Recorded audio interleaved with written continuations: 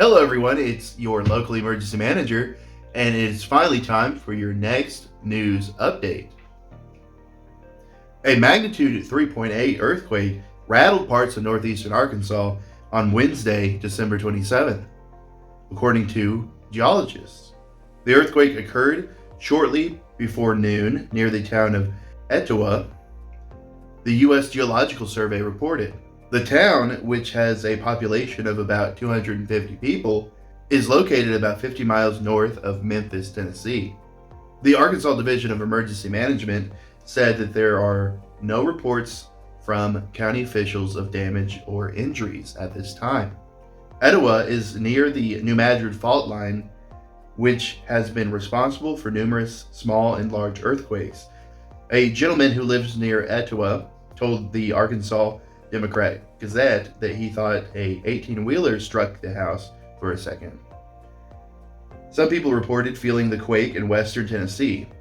A lady of Drew Mounds, Tennessee, told the news that she was sitting on her reclining chair when she began to feel a swaying sensation. Our next story says that disaster recovery centers have resumed operations in Middle Tennessee following a temporary closure for the holidays, extending assistance to those impacted by the devastating tornadoes on December the 9th. Survivors of Davidson, Dixon, Montgomery, and Sumner counties are potentially eligible for financial support from FEMA, covering temporary housing, essential home repairs, personal property losses, and uninsured disaster-related expenses.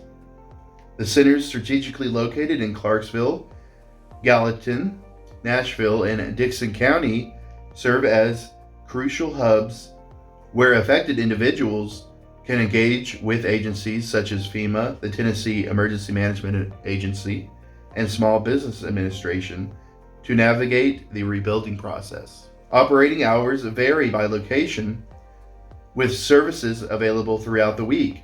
FEMA emphasizes the importance of applicants being reachable for home inspections, urging them to remain vigilant for potential calls from unfamiliar numbers after submitting their applications for assistance.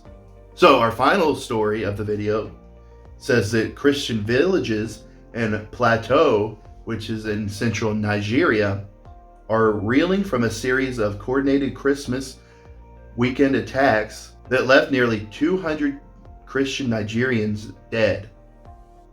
The attacks, reportedly carried out by the radicalized Islam tribe known as Fulani, targeted 26 Christian communities, with the victims being buried in mass graves.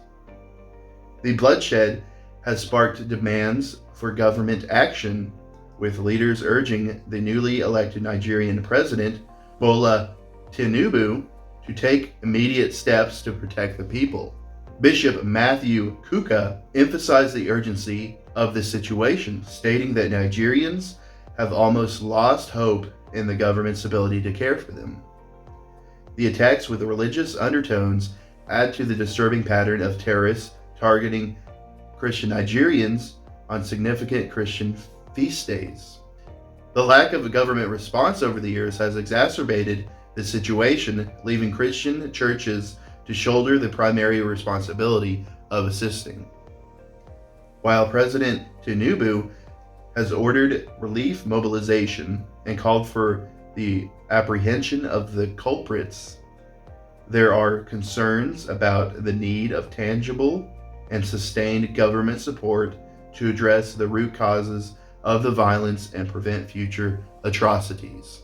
So I know a few of those stories were a bummer, but there is a light at the end of the tunnel, at least with the earthquake story and the tornado story in Arkansas and Tennessee. The Nigeria story is very terrible. I wish the killing and persecution of Christians would end in Nigeria, but it's good to stay up to date with this news. Thank you guys so much for watching. Have a good one.